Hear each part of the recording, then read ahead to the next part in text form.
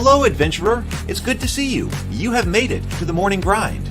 Welcome, welcome. It's the live stream at the beginning of the Geekverse, where we talk about all types of topics in geekdom, gaming, and fantasy, with an emphasis on being constructive and creating the things that we want to exist in the world. It's all on the grind, Sizemore. Can't be too fine, can't be too coarse.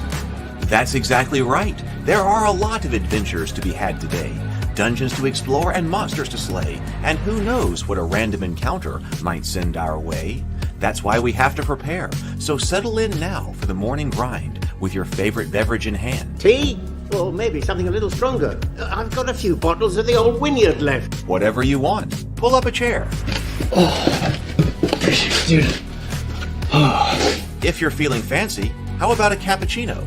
Or a frappuccino? Or how about an espresso? Just tea, thank you. Sounds good to me, Gandalf. Whatever you want. I'm just glad you're here. Everyone is welcome. You can just watch if you want. You don't have to worship anything you don't want to worship. Thank you, Mike. But be forewarned. Sometimes we get really strange characters around here. Wait, what's that you say? Why can't you come and be a part of the stream? My wife would disown me. Oh no, I bet she'll be fine with it. Come on in. Am I scared for my safety? No. What are we supposed to do? Everybody do the secret handshake.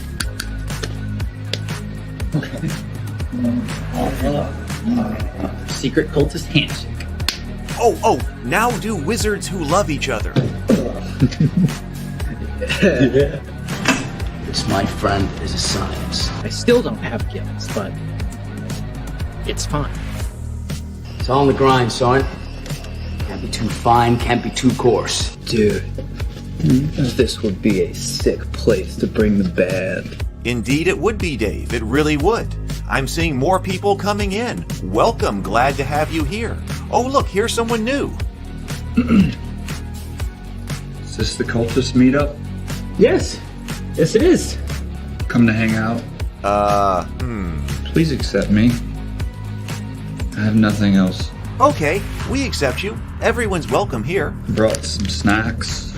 Well, that makes things even better. You want some coffee? I don't drink coffee. You sure?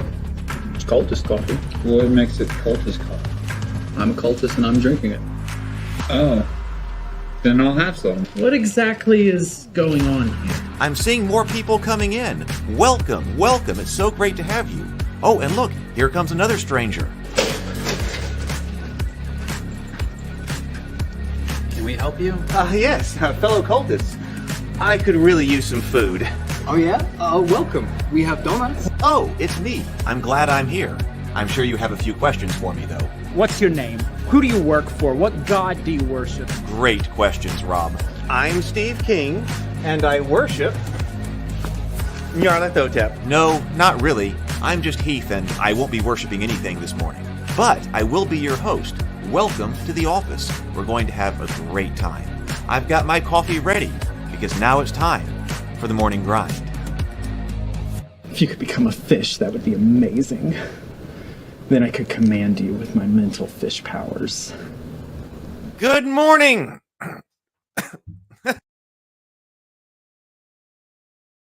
As I start the stream by nearly choking. All right, good morning, everyone. Welcome to the office. Welcome to the morning grind. I'm your host. I'm Heath. Good morning. And today I'm going to give you a bit of a preview of the Christmas story I've been working on. Be aware it goes dark, but we're just going to take a look at the beginning of it. To kind of give you a feel of what's been going on here. I did nearly get it finished last night. The last section, I still got to go back and edit. It's rough. It's not finished, but I got everything basically there. And I was trying to really think about how I wanted it to end, as in the last sentence or two sentences, or how exactly I want it to end.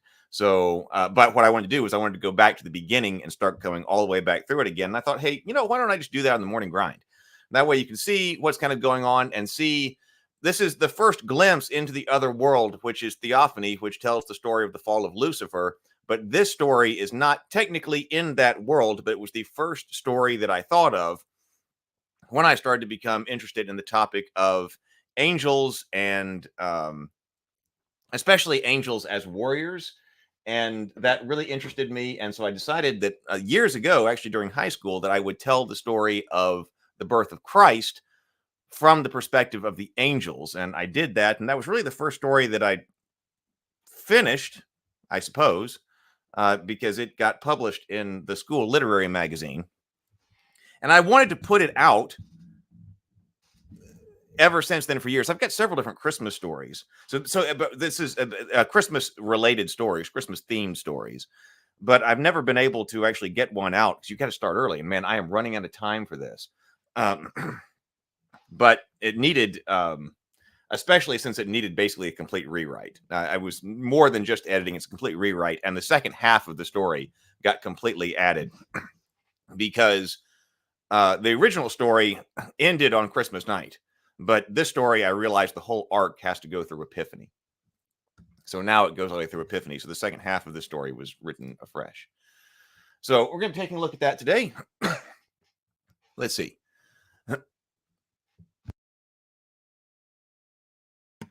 Good morning, James. Good morning. Good morning, Lynn. James says, yep, I'm going to watch my laptop. Subject matter required for the tiny phone. Well, yes. And so my plan here is we'll take a look at this. I've got to wrap up the final section with regards to its edits today. And then I'll let it cool and then go over it a few times. And then I'm going to send it out for beta reading. Because I got to move on this fast. I got to move on this fast. It's time. Everything else is just completely collapsed over here over the past 2 weeks since I've been working on this. So I'm going to have to spend some time doing day-to-day, paying bills, taking care of things around the house. And then it'll be time to start marketing this so that it can get out for Christmas.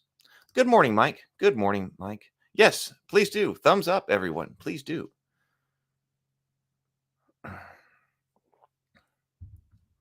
Dark, Santa Claus with a chainsaw has already been done. No Santa Claus here, although I do have a dark Santa Claus story that I want to tell. That's one of the Christmas stories, Christmas themed stories. I've got 2 or 3 thought of. And so there is one with Santa Claus in it. Let's see.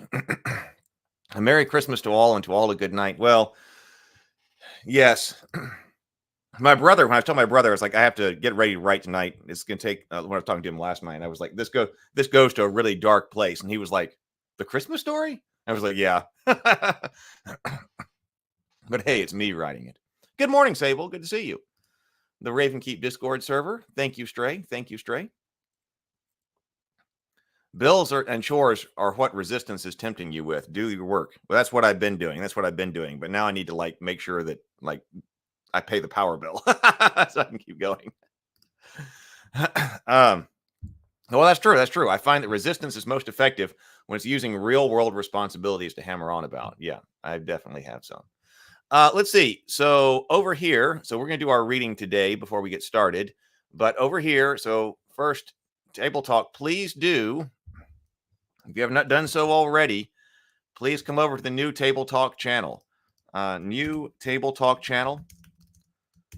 And subscribe over there. It would be really great to be able to get the watch hours and subscriptions over there, because right now that channel's not monetized. It can't take super chats on it. I got to get to 1,000. Let's just check in. Let's see what I got to get to. And we're going to start doing some more promotion over there too. Like I said, that's also fallen kind of by the wayside since I have been from where dreams come. Let's see. According to the stats here, in order to be eligible to have channel memberships over there and super chats over there, we've got to have 500 subscribers. We have 296. We need 3 video uploads in the last 90 days. No problem. We got that. And then also 3,000 public watch hours in the last 365 days. And right now there have been 406 public watch hours over there. So you can, if you would, please, if you're not subscribed over there, please subscribe. They'll help us get to 500. And then also, if you haven't seen some stuff over there, perhaps turn it on while you're cleaning the house or listening or doing something else that you can listen. And that will also help get our watch hours up. And that would be great. And then we'd be able to take super chats over there. I'm excited about it.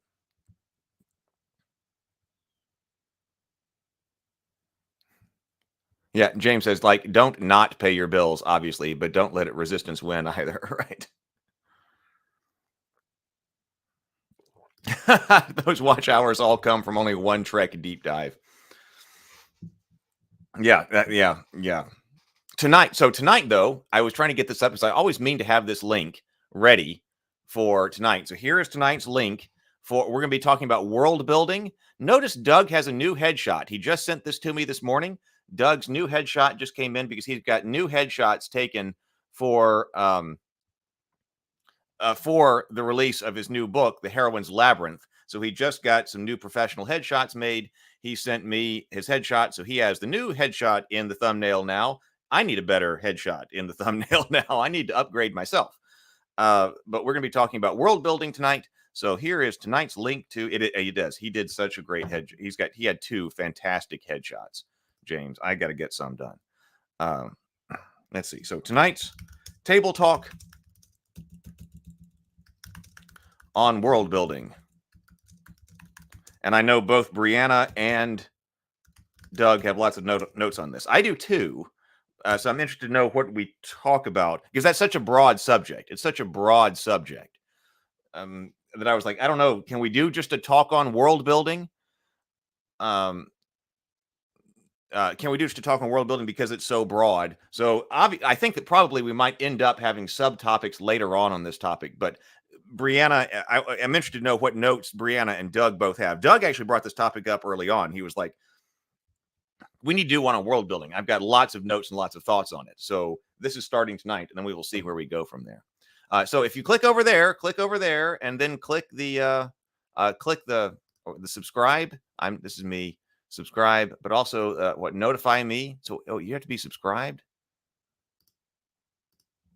Oh, I'm not signed in on this. I'm not signed in. That's what's going on. But if you're over there and then click the notify me button, that would be a huge help. That'd be a huge help. That's over there on the Table Talk channel. So there's that. Right. We could.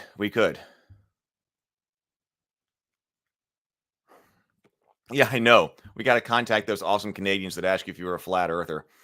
I was raided one night when I was playing video games, doing a live stream. I think that was a Vaxanadu. Was it a Vaxanadu video? I don't remember what I was playing, but they specifically like to raid people who did retro video gaming, and so I got raided by people who wanted to talk about. They were anti-flat Earth, and of course, I have my geography PhD, and so it was kind of surprising. I didn't know what was going on. It was so funny.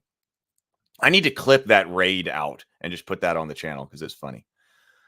Yeah, Lynn, it's a huge topic. We could do an entire series on it. So we'll see where this goes. We've got tons of potential topics for Table Talk. I did read Brianna's script yesterday. I took a break before I started writing to finish reading her script of Dark Goddess. Brianna has been telling me about this story, I believe, ever since we got together first for the Cultists. I remember sitting in the living room and Brianna was going over everything that Dark Goddess is. And she and I have been talking about that as well during our weekly story meetings at 2 o'clock. So I've got another meeting with her today at 2. Tuesday's a big day. We got the morning grind. I have my meeting with Brianna at 2, which often lasts an hour or 2, often 2 hours. And then the table talk in the evenings. But I did read Dark Goddess. And so I've got, did some beta reading over there. So Brianna has 2 scripts that she's got out in beta reading. I got to get mine so we can start pitching. James says, world building is most essential in sci-fi and fantasy, and it's due to audience expectation. The audience needs to know how things work and what the history of a region is. And it's in fantasy, but yes, sci-fi as well. That's also really a part of the genre too. But you can really get lost in it to the detriment of the story itself. She just sent out a newsletter for beta read inquiry. Yes, that's true. Wait, hold on. I can even pull that up. Brianna has subscribed to Brianna's newsletter. I put a link right over here. So if you want to know what's going on, she does send out newsletters about everything that's going on. There we go. I'll put her link here too. So James says I'll be reading it if she's interested in having me do so. She probably will. I hope. I've got a lot to say on it. This is, like I said, this is the first time, even though I've heard about this story for a long time, been helping her work on this story. This is the first time, having read this whole draft, that I fully grasp what it is she's trying to tell. It's a corruption arc. You know, that's why we've been studying corruption arc. This is her corruption arc. It's a big story. And now I think I understand. And now that I've read it, I understand more and better. And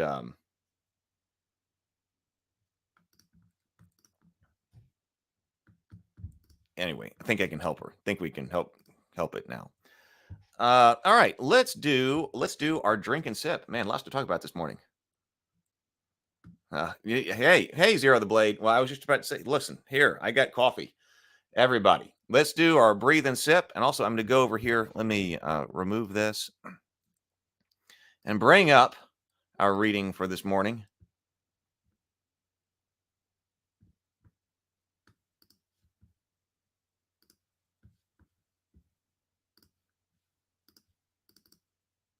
If I can. I don't know why sometimes this works and sometimes it doesn't. There we go. There we go. There we go.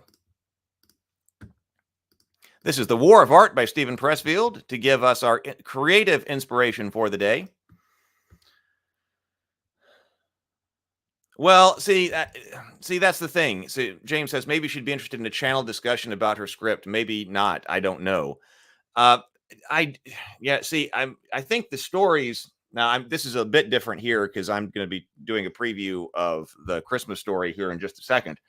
But that's the thing that you spent. That I don't know that the scripts are ready for public discussion yet. I don't know that they will be. I don't know if that's something that you do.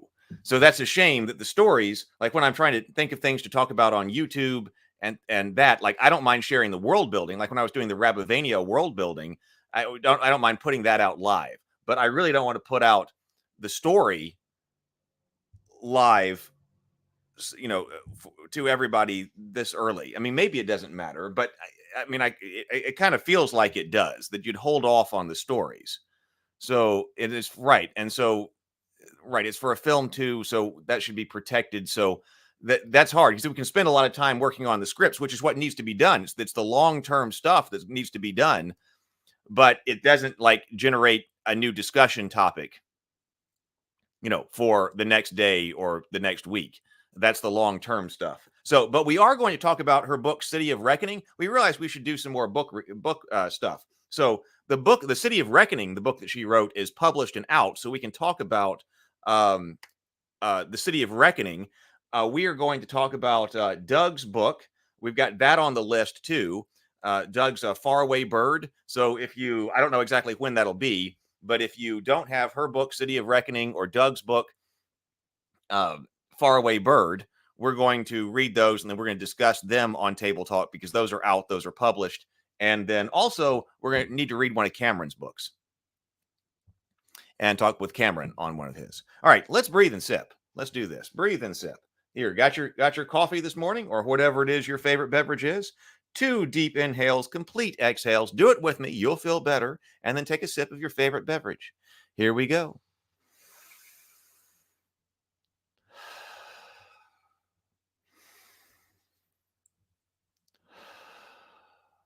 And sip.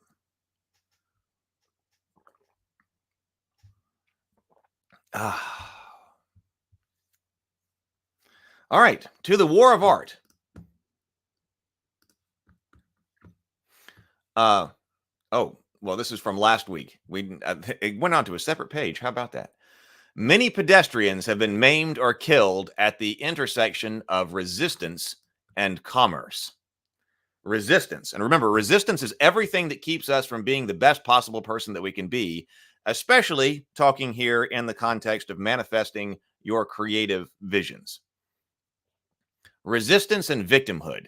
Doctors estimate that 70 to 80% of their business is non-health related. People aren't sick, they're self-dramatizing. Sometimes the hardest part of a medical job is keeping a straight face. As Jerry Seinfeld observed in his 20 years of dating, That's a lot of acting fascinated.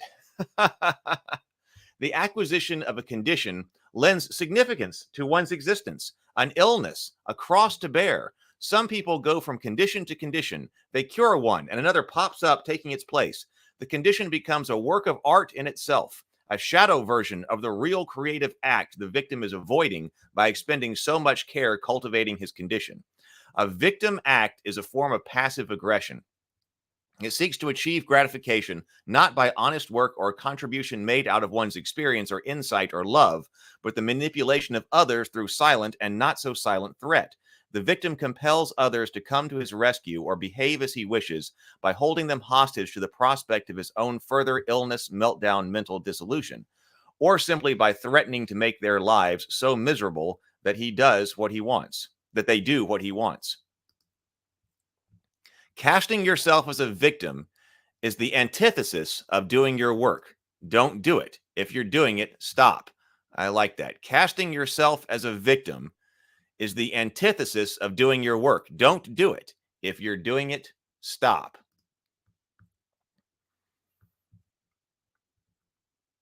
Now, let's do one more. We've sometimes been doing 2 chapters. Let's do one more. Resistance and the choice of a mate. Sometimes, if we're not conscious of our own resistance, we'll pick a mate, we'll pick as a mate someone who has or is successfully overcoming resistance. I'm not sure why. So that's interesting. So sometimes if we're not conscious of our own resistance, we'll pick as a mate someone who has or is successfully overcoming resistance. I'm not sure why. Maybe it's easier to endow our partner with the power that we in fact possess, but are afraid to act upon. Maybe it's less threatening to believe that our beloved spouse is worthy to live out his or her unlived life, while we are not. Or maybe we're hoping to use our mate as a model. Maybe we believe or wish we could that some of our spouse's power will rub off on us if we just hang around it long enough.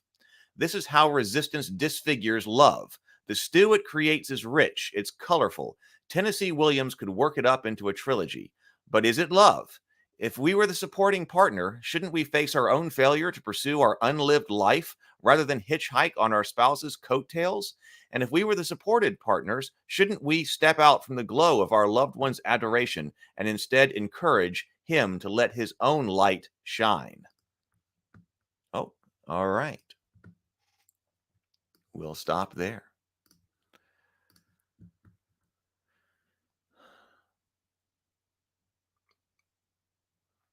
Oh, good. You got notes on their book?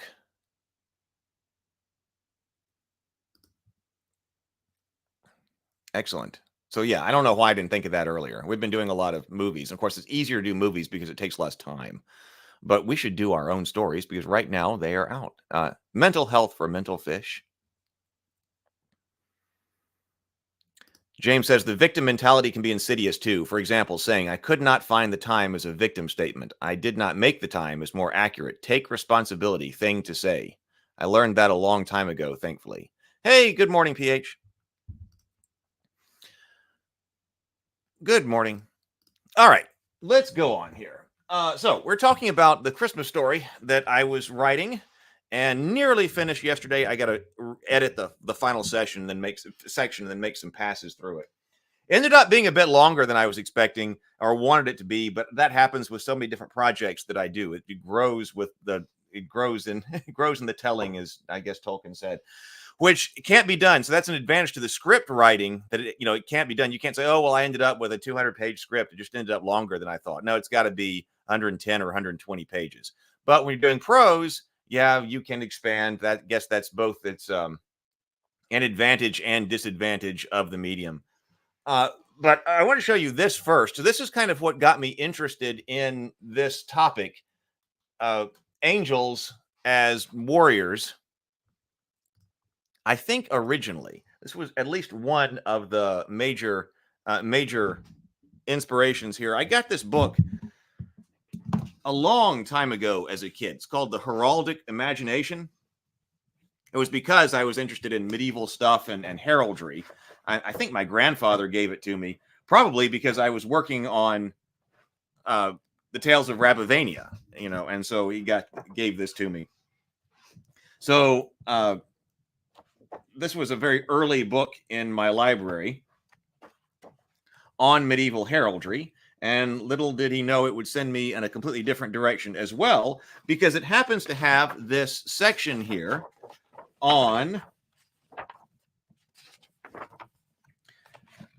part 3, the Heraldic Imagination in Action, the Heavenly Host in Heraldry. I was like, what? The Heavenly Host in Heraldry? What's that? So on page 89, it starts to talk about the heavenly host. It is not perhaps surprising that heralds have always been drawn toward angels, for they are the ambassadors and messengers of God, and the heralds who sing, of whom we sing at Christmas.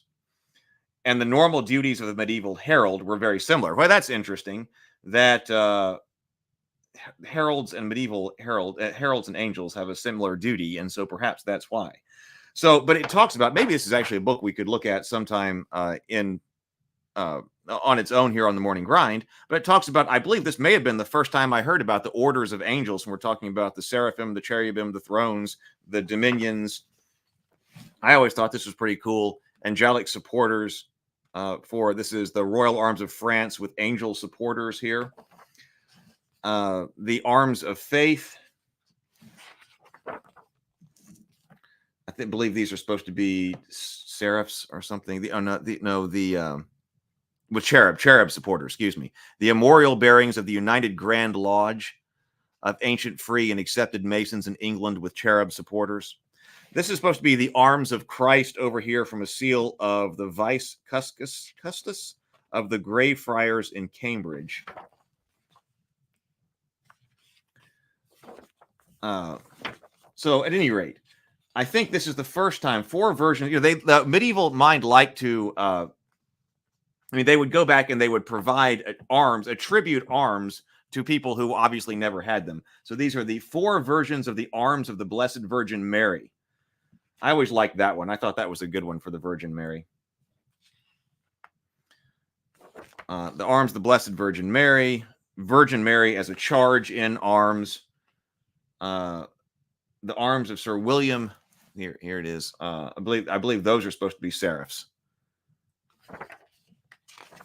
Anyway, so I believe that was, then it goes on to human monsters and heraldry. But anyway, I love heraldry, so we could talk about that in its own. But I was like, wait, what's going on about this? And it was talking about warrior angels, and I didn't know anything about warrior angels. My experience with angels was predominantly as like a teenage girl. The figure on top of the nativity set. Now, I always enjoyed the nativity set, but the angels. Okay, the angel. You got the nativity set. You got the kings, and putting up the nativity set was always a big thing in my house. And my mother painted a nativity set, dry brush, this extensive, with big figurines, this nativity set. And I wish I had it. I have no idea what happened to it. Would love to still have that. But anyway, it was so putting out the nativity set. The nativity set was a big thing, and of course, there's this angel who's like a teenage girl up there on top of the manger, or on top of the stable. And there was like warrior angels. Wait a minute. And then I found out that, oh, wait a minute, all of the angels in the Bible are men. And so this idea of the warrior angels and the angels as something masculine, in opposition to their often depiction, either as like the cherubs, like they're like the putti angels. Isn't that what they call them? The child angel infants that are often called cherubs. And then the idea of the teenage girl angel. And then what if we just went to the completely opposite side of this and had the angels as a militant and masculine society? And so I started to think about that. So that was the evolution of my thinking. That's ended up evolving into the story I want to tell. It's the fall of Lucifer and the entire and theophany. So that world theophany that tells the fall of Lucifer. But Brianna and I have both had a theme lately about going back to the beginning. And so because I never got this story out, this story is theophany adjacent. It's not in the same world, because there are differences here, and I'm going to do different things with Christ and the actual story of theophany and whatever. But this story is theophany adjacent, and certainly inspired by that thinking when I said, you know what, what if I then told the Christmas story and had warrior angels in it? So that's where this comes from. Let me go over here to the comments, and then I'll bring up the story. Sable says, it's a credit to Pressfield that even having read his book twice, I don't want you to stop reading it. I should have read it a lot more. It's helping me. It's helping me having it read every morning. And ecclesiastical heraldry, yeah. Lynn says, my heraldic device in the SCA is pretty mundane. Vert, a goat rampant within a border ore. No, James, that sounds like a rad device. So for those not versed in herald speak, so this is green, a goat rampant, like a lion rampant, a goat rampant within a border ore. Ore is gold. Let's see. For those not versed in herald speak, that's a gold goat. That's a gold goat in a silly kung fu pose on a green background with a gold border around it. Ah, yeah, because you wouldn't want to.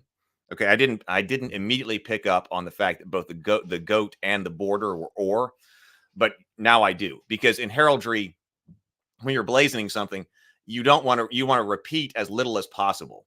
So vert, that starts with the field, a goat rampant within a border ore. So instead of saying a goat rampant ore within a border ore, a goat rampant within a border ore. So the ore is going to go for both the goat and the border.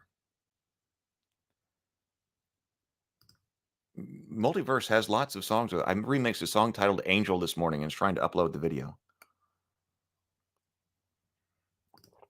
I've often wondered what it would actually look like when angels fought. Many of them are described as warriors, but they're immortal, and Michael has been the archangel ever since the Old Testament. Well, I basically interpret their immortality as like Tolkien elves. So they can definitely be killed. I mean, in it, they get killed. And they fight in theophany in medieval ways. So what do they fight with and how do they win? I mean, to me, they've got to be holding swords. My brother asked me about that. They're like, why would angels have swords and spears? But some things you go with. So they definitely hold, swords and spears, the kinds of things they fight with, right? Lynn says, I believe swords are traditional, but I have no idea how they win against other immortal beings. But I mean, you could ask the same thing about the elves. I mean, so to me, I mean, is that not everyone else's, or how many other people had interpreted it? I guess that's how you would have just gone when you have warring angels, and they're not just going to die. But if you, but they could be killed. James says, technically they aren't gendered in the Bible, but the term angelos is the masculine, so it was assumed. I think the closest figures that match up with biblical angels are what we see in fiction are actually the spirits of Christmas in A Christmas Carol. Where do angels go after death? That hurts my brain. I just have them leave existence. Yeah, and right, Michael is typically depicted as slaying the serpent with a sword in Catholic iconography. All right, let's get to this and bring this up. Right, take this down. Present, share screen, window, Scrivener. Let me go to the very beginning.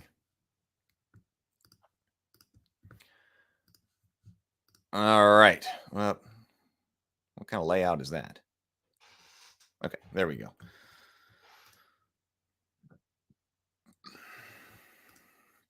So, all right. So what do I do with this? Because this went in a very unexpected direction. The Christmas story. Or it could be the trial of Saint Gabriel. Now, there's also something controversial with me. The calling of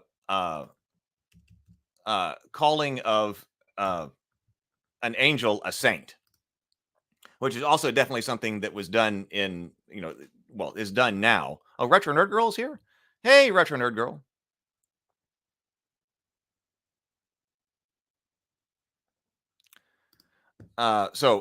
This was originally the Christmas story, and it is the Christmas story, but it goes through Epiphany, and I realized the main character, there were a bunch of different angels in it as I originally wrote it, but this is the trial, but it also strikes me as the trial of Saint Gabriel, and I'm thinking about doing it with an illustrated kind of version, which is the next major thing I got to tackle after I get the mundane bills paid and caught up on mundane items. The Christmas story, but also if it's just a book, it would be the trial. It could be entitled The Trial of Saint Gabriel, because that's what's happening here. I went ahead and went with Saint Gabriel. I don't, because I think it sounds nice here, because I said this is theophany adjacent. But to me, a saint is a human who is elevated. To give an archangel saintly status seems to, I don't know, be beneath the archangel. Now, my grandfather didn't think so. So that's not a universal opinion. But to me, so I've used instead in theophany the idea that when an archangel or another angel is given the title saint, it's just it's an honorific on the part of humans. So saint isn't a title in heaven the angels would have, but it's an honorific applied to certain angels. All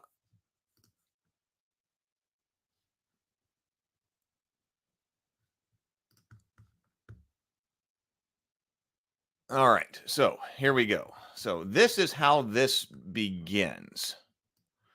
We'll see what I think about this. Let's see what you think about this. The thunderous voice of Sashiel, a herald. Let me start over. The thunderous voice of Sashiel, chief herald of heaven, boomed through the throne room of God Most High, rattling the chests of the assembled angels. Hearken, hearken, attend and give ear. One of the assembled was Gabriel, an archangel of heaven, and he beheld a cosmic scene. There was no floor, no ceiling, nor walls in the chamber, only space. Clouds of blues, purples, and blacks swirled everywhere. Silent lightning flashed. At the chamber's center were the marble and gold thrones of the 7 seraph princes, but only 6 were occupied. The highest throne stood vacant. The seat of Lucifer, who had once been the greatest of the angels, but had fallen from grace. Then God spoke. His voice came from nowhere, yet everywhere at once. The voice echoed as it said, "The time has come for me to go down to the earth and redeem my people." Gabriel exclaimed, "I shall ready your war chariot, Lord, and assemble a cadre of angelic warriors to fight with you. I will stand by your side." God spoke again. "No, Gabriel, I shall have no need of my war chariot, warrior angels, or even your sword. I have something else in mind, something less of war and more of peace."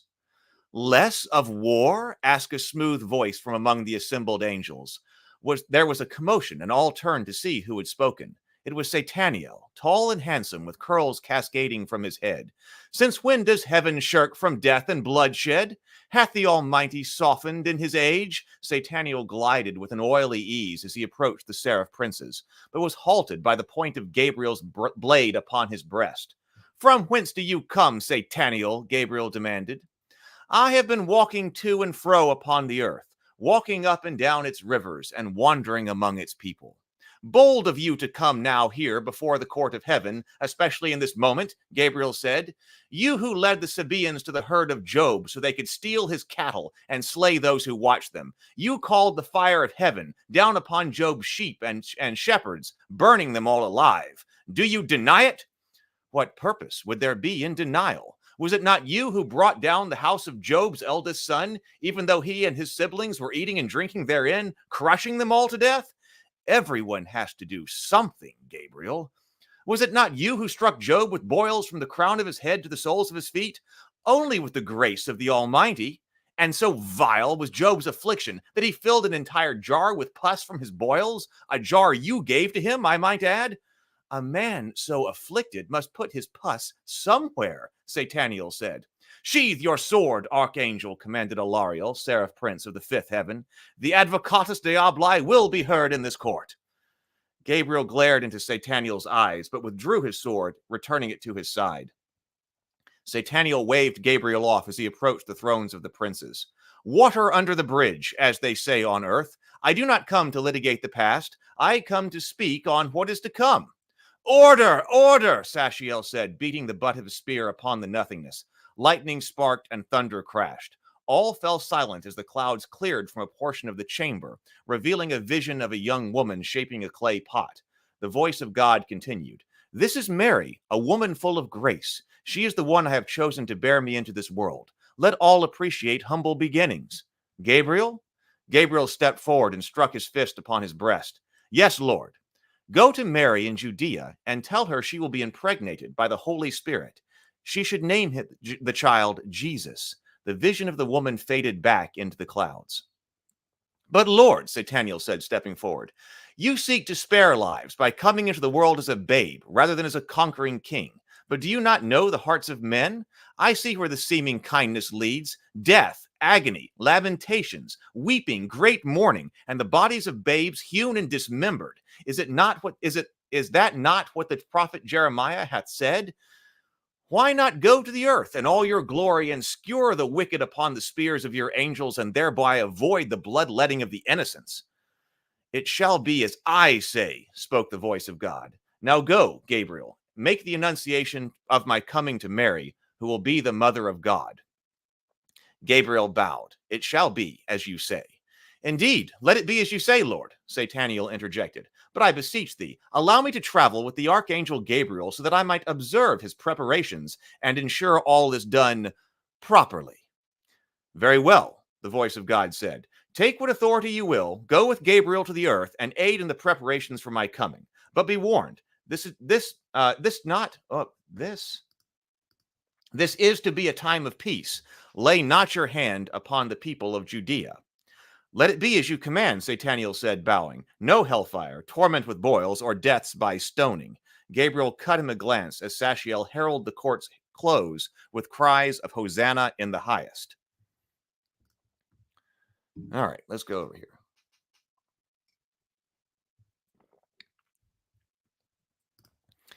Swords appear in the hands of an angel exactly one time in the Bible. When it's posted at the exit of Eden, Sable says. Yes, that's the cherub with a flaming sword, right? Calling angels saints is of Catholic origin, yes. And it's only three, Michael, Gabriel, and Raphael. Usually referred to as the three great angels. Yeah, now, of course, I've got Gabriel, I'm going to have Michael. I'm using 7 archangels, of which Michael, Gabriel, and Raphael are one. Or commonly, James corrects himself, commonly referred to as the great angels. Yeah, I was about to say, Raphael is in the Apocrypha. Both Michael and Gabriel are the only ones named in the Bible. Raphael is in the book of or is it who's in the book of Tobit? Or is that Uriel? I can't believe I'm forgetting this. No, it's Raphael. It's Raphael. So yeah, Raphael is in the book of Tobit, which that was one of my favorite books. That was one of my favorite books. And also, when I discovered all this, and I was like, where does the angel Raphael come from? It's the book of Tobit. And then that's what I realized what the Apocrypha was. And there was only one Bible in the house that had the Apocrypha in it. And so I had to find that. And then I found the Apocrypha in the book of Tobit. And that became one of my favorite stories because that's the one that features an angel most prominently. Right? Raphael, it's been a long time since I've read the book of Tobit. But he goes... Raphael travels with him. You spend a lot of time with this angel. The angel Raphael, disguised as Azariah, offers the services for Tobias's journey, and they set forth. Book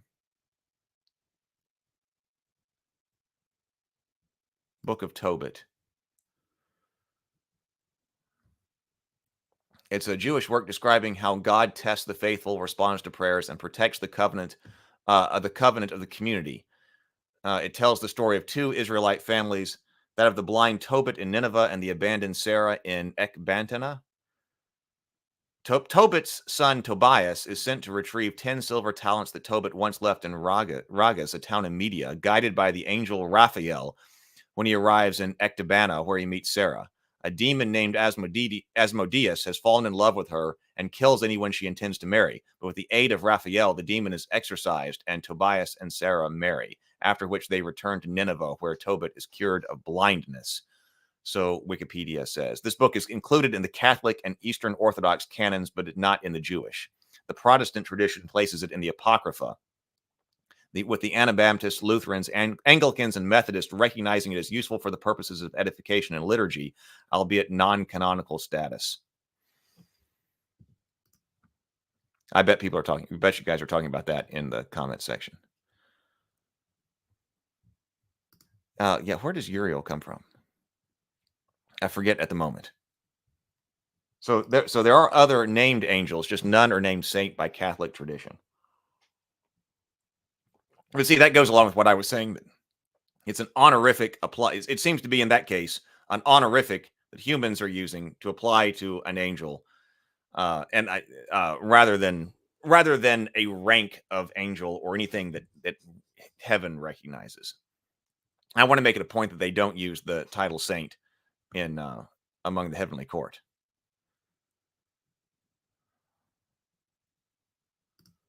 I've also wondered if the human bodies of angels put on when they appear as messengers aren't just men in black suits over the burning wheel full of eyes and wings and such.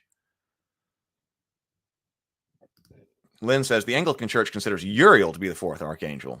Not sure where other sects stand on the matter.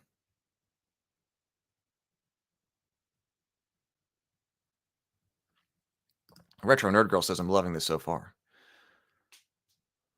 Thank you. All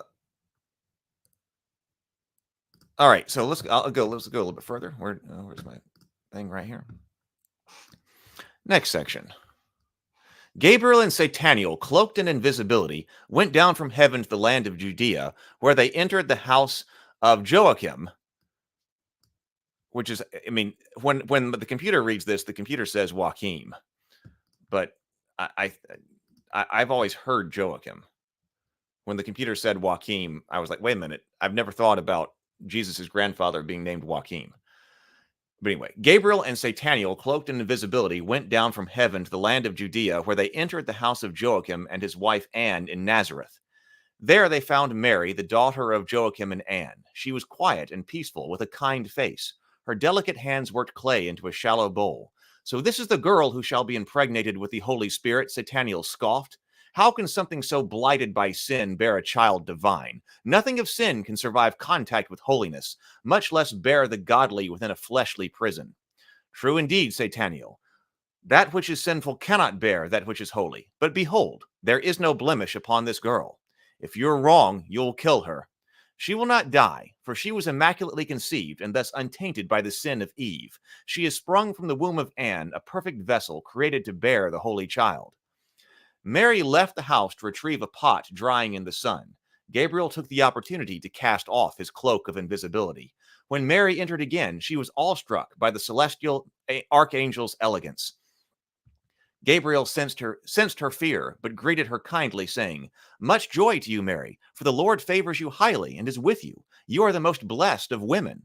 Mary was still troubled by the sight of the archangel. Gabriel spread his wings. Do not be afraid, Mary, for you have found favor with God, he said. Gabriel pushed the fear from the room and replaced it with joy. I don't think I need that, he said right here. I'm noticing things this is good to read out loud because I'm finding things I need to take care of. I'll go back, though.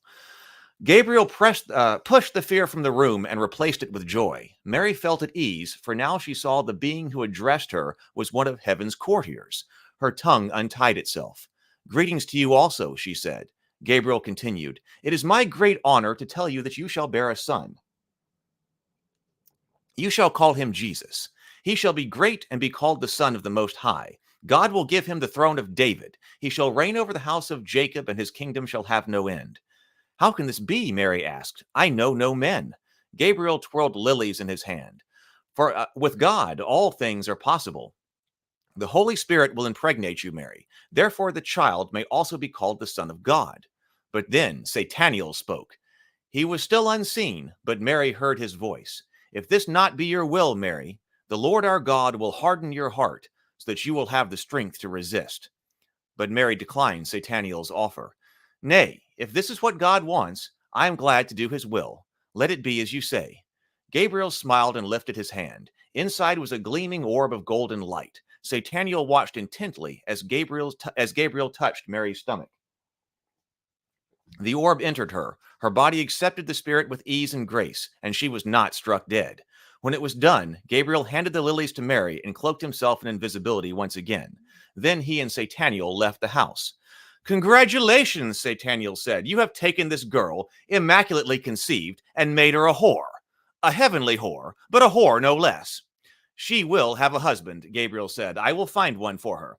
You might well have done that before you whelped a bastard upon the bitch. Gabriel turned and struck Sataniel across the face. He staggered, reeling from the blow. His lip was burst, and his ichor splattered upon the ground. I will not have you speak ill of Mary, the mother of God, in my presence. Gabriel set his hand upon the hilt of his sword. And if you do so again, you will find the office of the Advocatus Diaboli to be but a thin shield.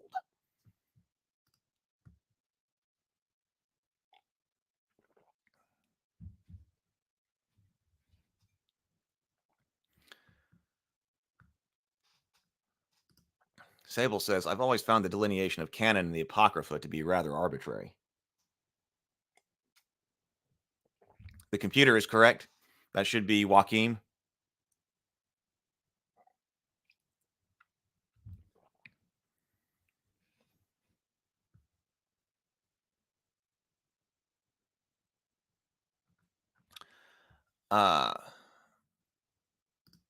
James says, I would consider the Apocrypha canon, but so would all Catholics, at least in good company. I quite like the inclusion of this conversation. It's harsh, but needs to be. Mary's put in a very bad spot to be pregnant out of wedlock. I also wanted to recall, because, and I want to talk about this. I think that we would do a table talk specifically on the story of Christ's birth. And do the Christmas story, perhaps in December, do a dedicated table talk on the story of Christ's birth and talk about the different stories, the two different stories that basically relate this story. And of course, this was something I've been dealing with, the traditional Christmas story. What I was trying to do originally, the original idea was to take the original Christmas story, or take the classic Christmas story, which is a blending of two stories, which arguably don't make a lot of sense together. I mean, they're two separate stories, but when you start to combine the two separate Christmas stories, you end up with some weirdness. I've just decided to accept the weirdness for the purposes of this. So this is deliberately trying to incorporate as best as I can the two different versions of Christ's birth. Here, one of them is much more focused on Mary, and the other one is much more focused on Joseph. So I had her, Gabriel go to Mary first, and then go to Joseph, rather than just being Mary focused or just being Joseph focused. And over here,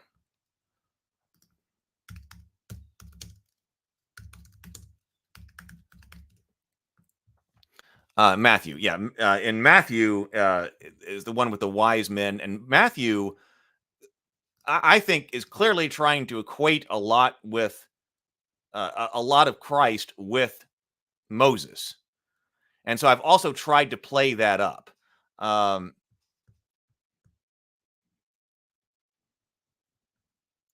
I've tried to play that up here. I was listening to an interpretation of the hardening of the heart of the Pharaoh. And so because Matthew likes to put all of these, likes to equate Jesus with Moses, I had this idea that we reference the hardening of the heart here. Because I was listening to something about that. Who was having a major discussion on this? I forget exactly where it came from, but it was a different interpretation of the hardening of Pharaoh's heart. Did this come from Cameron? Cameron has talked about Moses and his relationship to Pharaoh, and Pharaoh being sort of set up by God to play this villain.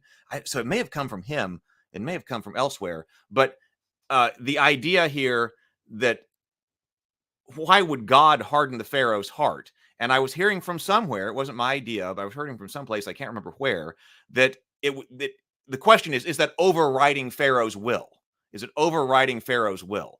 And somebody else was arguing, no, it was reinforcing the Pharaoh's will, because God was trying to be sure that if the Pharaoh really didn't want to let the Hebrews go, that God would see to it that he had a stern enough heart to do what he actually wanted. So it's like a reverse interpretation, that God was going to strengthen Pharaoh's will if that be his will. So Mary here is in a rather vulnerable position. She's being approached in her house alone by this warrior archangel. saying, here's what God says is about to happen to you. Is she going to accept this offer? And so Sataniel says that if you really don't want this, you, Mary, God will harden your heart in order to, I'm using that as the interpretation of the reinforcement of her will. That if she doesn't want it, her will will be reinforced, but she declines. So probably at the end, it's harsh. It is. Yes, this is harsh, but it needs to be. Mary's put in a very bad spot to be pregnant out of wedlock. Because according in Luke, right? It's Luke and Matthew.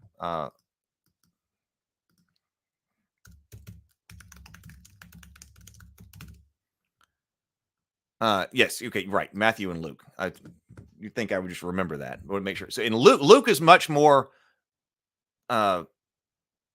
much more Joseph focused, and that's when Joseph is already betrothed to Mary when she gets pregnant, and then he's about to put her aside, and Gabriel comes to him and says, don't. So in the other story, she is betrothed, but she's perceived to be pregnant still outside of marriage. How much did I practice this in the mirror? That was intense, my dude. Sounds like a rad table. Well, thank you. I will sit here and read it out loud to myself, but I got to read it out loud again to myself as I'm going through it, because as I say it out loud, I realize, it's things that need to be adjusted and things I stumble over. But maybe I would like to be able to put this on the Theophany channel, like to do a reading of it, like we've got Goodnight Sword on the Rabivania channel. So I would like to be able to do a lightly animated version of this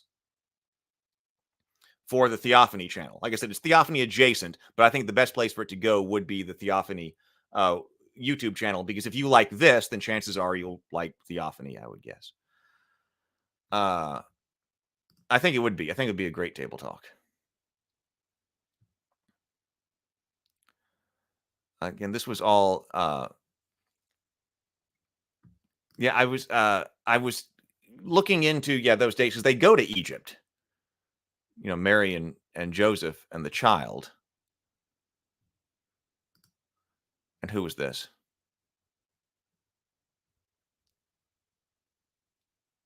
So yeah, above. Definitely subscribe. I'm sorry. Thank you, Stray, for putting Retro's link there. Retro, we're gonna have to get back together for another table talk.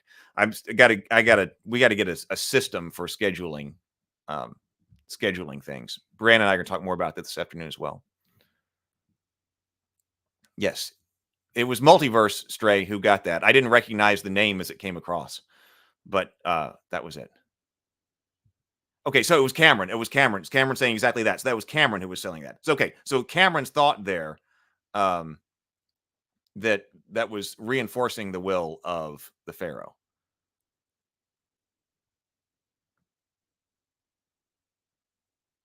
Yeah, so it is. So okay, so Joachim. When I think of Joachim,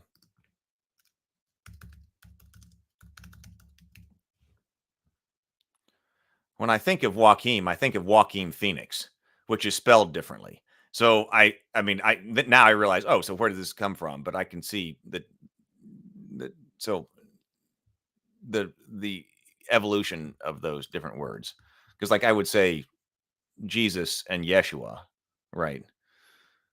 And then Joachim. Also, angels in human form aren't described with wings in the Bible. Sometimes they have wings and sometimes they don't. So in Theophany, they've got a couple. They don't. In this, they will go invisible. In Theophany, they're not going invisible.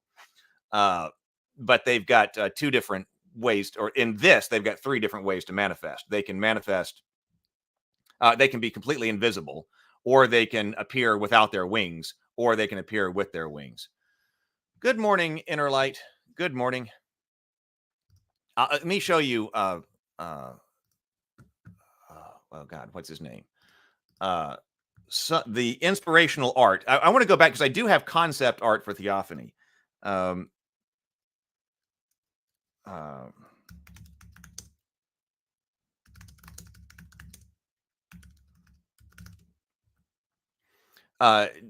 Dior.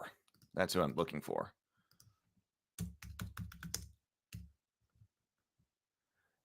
A major inspiration for Theophany. I'll remove this for just a second. A major inspiration for the way things look in Theophany is the art of Gustave Dior. So this is a lot of the inspiration. So Gustave Dior, I love his depiction of the angels. Satan descends upon earth. The art of Gustave Dior. Let's just go over here to images.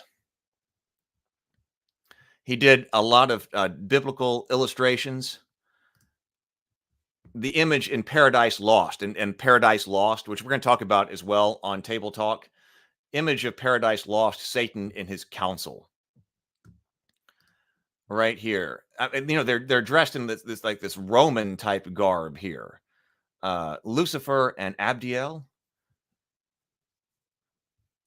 in Paradise Lost. I remember, I think one of my early encounters with the idea of the warrior angels was one of Gustave Dior's illustrations. It's not exactly this, but it was close to it. I love these angels, paintings, illustrations. This is something, these warrior angels flying up here with swords and shields and spears. And there's one that he did of the angels searching for Satan in the garden, and they're flying over, looking and holding spears, dressed in Roman armor. This is probably a better depiction of this. But I absolutely love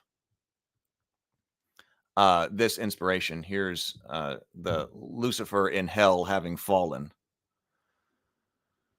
So this is a major. Did someone colorize it?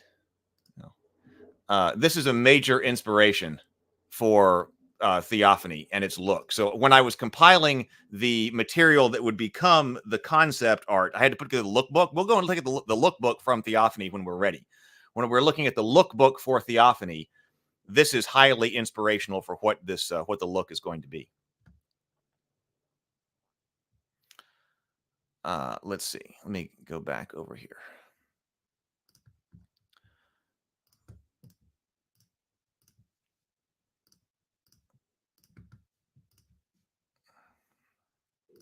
I said, good morning, Interlight. I think I said good morning, but if I didn't, good morning. They're the ones with the wings, the terrifying ones around the thrones. Thank you, James. Matthew is Jesus the King. Mark is Jesus the man. Luke is Jesus the Messiah. John is Jesus the God.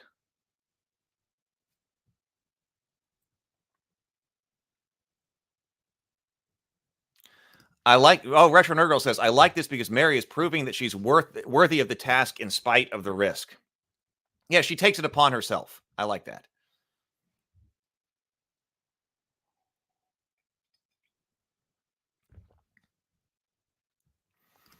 The Oraphim and the Seraphim have wings, but they are weird. We're going to go through my interpretation of the different orders of angels. But yeah, the Oraphim and the Seraphim also have wings. You're right. They have the 6 wings. 6 wings to hide themselves. And in my telling, Lucifer is a seraph. The messengers sent down to earth usually don't have wings, although they are sometimes in high places. But apparently, right, they are scary because since they often say first, fear not. Mary would be Miriam in Hebrew. Depending on the choir.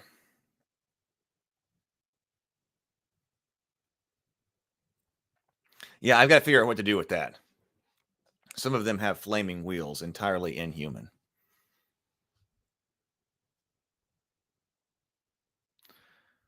I'd argue an angel with 6 wings isn't in human form. Well, yeah, but that's probably being pedantic. We don't know what their faces were like, though. Well, no, don't the seraphs, they have faces on all the sides of their head? They only have like 4 faces, are often depicted with 3, and they're looking in different places.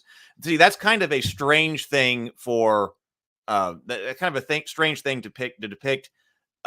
Especially constantly in like a movie or a TV show. I think it would be weird if Lucifer has faces, like 4 faces, but he might be able to take that form. Aren't archangels like made of stained glass? Not here. Interlight says, "Oh, nice. Just got my brother got a Gustave Dior influenced tarot deck because he was collecting art books. Oh, that would be pretty cool." Doug was talking about making a tarot deck.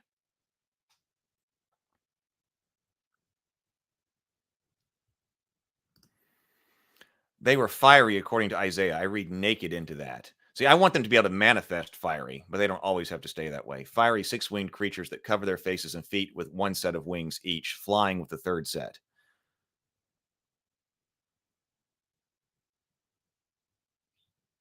Oh, no, the four-faced creatures aren't actually angels. They're just called living creatures. Okay, maybe James says cherubs are sometimes described to have multiple faces. Maybe that's what I came from, because sometimes, like when they're talking about the fall of Lucifer in the Bible, it does refer to him as a cherub. So I just had to make a call there. The cherubim are something else in theophany. They're monstrous, and so I didn't want to put Lucifer as a cherub, so he stayed a seraph. Because the seraph are the highest rank, so I went ahead and made him of the highest rank. Definitely not a children's Christmas tale, no. Thinking about it, a Castlevania Christmas tale would be interesting too, or perhaps something in the world of Strain because it related to fallen angels. Yeah, so again, marketing this as the not safe for work version of Christmas. Let's do one more section and then we're going. I'm not going to put all of this out right now, but this is people's thoughts here. As he said he would, Gabriel scoured Judea looking for an appropriate husband for Mary. At sunset, only a few days after the Annunciation, Gabriel found the ideal man to be her husband and the father of the Son of God. His name was Joseph. He was a carpenter and a man of the house and lineage of David. Hold on. I have to bring this up. I realized it's not up. As he said he would, Gabriel scoured Judea looking for an appropriate husband for Mary. At sunset, only a few days after the Annunciation, Gabriel found the ideal man to be her husband and the father of the Son of God. His name was Joseph. He was a carpenter and a man of the house and lineage of David. That night, Gabriel appeared to Joseph in a dream of swirling golden clouds. The archangel pumped his wings amongst the clouds to keep aloft. He smiled as he made his pronouncement to Joseph. There is a woman called Mary in Nazareth. She is the daughter of Joachim then and Anne, and she has been recently impregnated by the Holy Spirit. She needs your love and protection. When her son is born, you shall call him Emmanuel, meaning God with us, for he is the Savior who will come into the world and save his people from their sins. Gabriel left the dream, and when Joseph awoke, he found Mary and took her to wife, just as Gabriel had commanded. Now here, Gabriel appears in a dream, and I was noticing that was the difference between Luke and Matthew. Matthew, the angel just shows up, like to talk to Mary. But in Luke, when Joseph is being spoken to, he's being spoken to as in a dream. So I went ahead and just kept this part right here when he talks to Joseph, and went ahead and kept this in the dream. I was kind of realizing from the storytelling perspective, this is a much more passive way of communicating. You know, receiving information. It's much harder to talk back in a dream. I guess you could. You know, Gabriel appears in a dream to Joseph, and then he says some things to Joseph, and then Joseph talks back. Yeah, I guess that could happen. But if you're actually trying to have interaction as far as the storytelling goes, having the angel just show up in your bedroom is much more direct, and then you can get the physical interaction and everything like this. So this is a much more passive communication. Gabriel does this again, at least a couple of times in Luke. But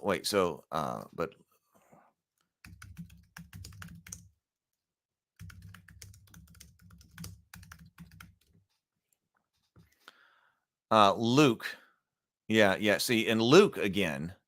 No, it is in Luke. Okay, it's in Luke that the shepherds see them. So the angels appear both ways. So the angel appears to the angel appears to Joseph in a dream, but they don't appear to the shepherds in a dream.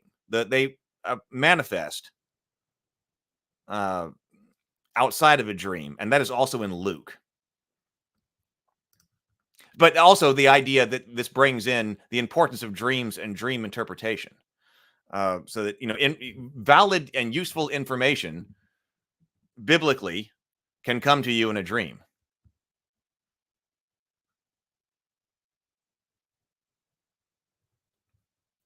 Sable says, I've always been a fan of the terrifying alien angels with all the fire and eyes and wheels and wings everywhere.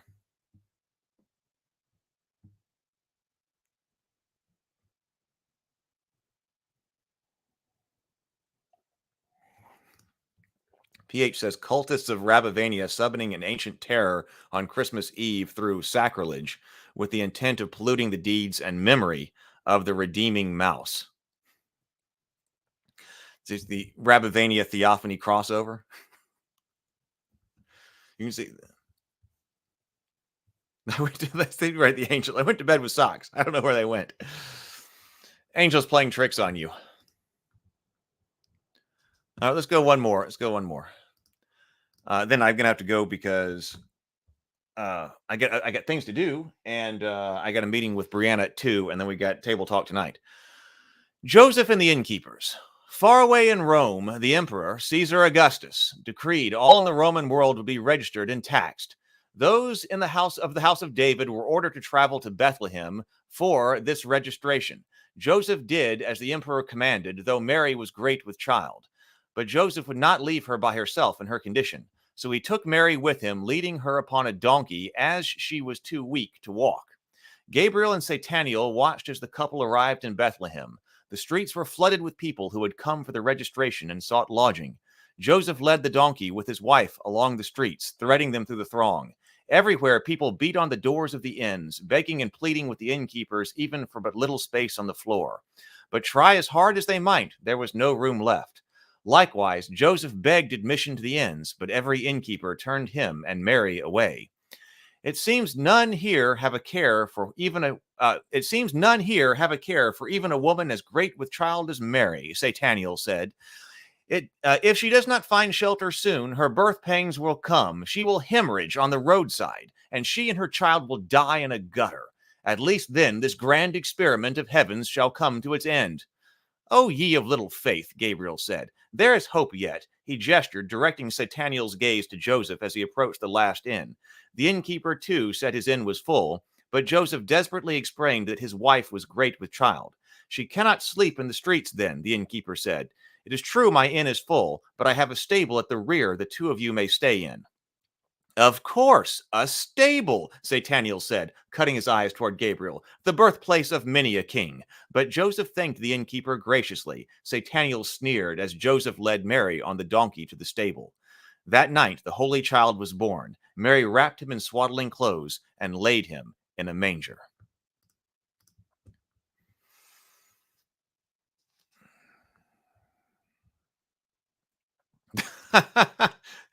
Lynn says, well, if you slept in a washing machine, it's common enough for socks to disappear without a trace there. I thought I went to bed in the bedroom, but I woke up in a washing machine and my socks were gone. James says, incidentally, the four faces of the creatures are representing the aspects of Christ. Eagle is God, ox is servant, Messiah, man is man, and lion is king.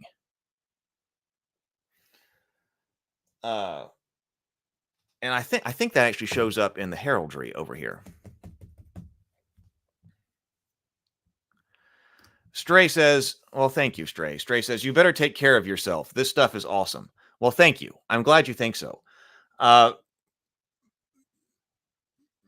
felt like this is the kind of stuff I am supposed to be doing and writing for a long time. And I've been trying to get this out. I've been trying to find out ways to get this material out and get it written. And I have been struggling for a long time. So now it is happening, facing resistance. Of course, it wasn't all resistance. I did a lot of work on Rabavania. I chose to dive into Rabavania first before I go into Theophany. Like I said, this is not Theophany, but it's Theophany adjacent. For about 2 years, I mean, basically all the time here, I have been writing Rabavania and then having it torn apart, which in a good way, edited and torn apart and got to put it back together and tell other stories and get the right thing ready. And Brianna and I have been analyzing stories. We had our weekly meetings, and then we decided to start doing that publicly and tearing into all that. That's why I say that the story structure, the story analysis that we've been doing, now publicly with everybody, and I've been enjoying here and on Table Talk, has been our school, our graduate level seminars in storytelling. So we did our own film school by doing The Cultists. We did our own film school. How do you make a film? I don't know. Let's just start it. Let's make The Cultists, which I'm going to remarket and re-release, by the way. And then we dove deep into story structure and analysis. So I'm feeling like now is the time.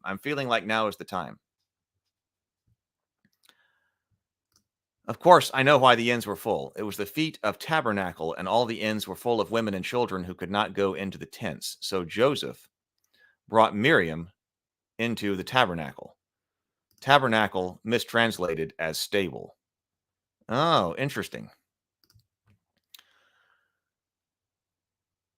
I have to look that up. Yes, Sable says, please like the stream. If you're here, please do. Please do. James says, I agree. This is great. Can't wait to read more. Thank you. Really, really good. Sparking ideas. Thank you, guys. Thank you. Gives me inspiration to go on. The destroying angel that struck Israel after David did a census is called an angel with a sword, but never described visually. So I guess technically 2 angels were carrying swords in the Bible. They are definitely carrying swords in it will be in Theophany. But that also means that the arc of Theophany isn't going to go into the modern day. Like there's the whole arc that could be told, which is why I actually have to get writing, and I have to do this, and I have to do the work, and I have to face the resistance to finally get this done. Because there's a lot of it to do. Otherwise, I'll die before it's done.